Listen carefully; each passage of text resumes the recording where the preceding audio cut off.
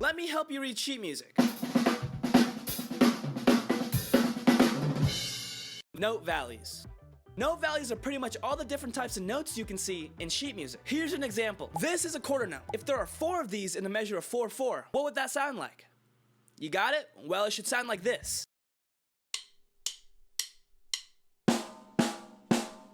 Pretty simple, but let's get into other note values you'll probably see in your sheet music.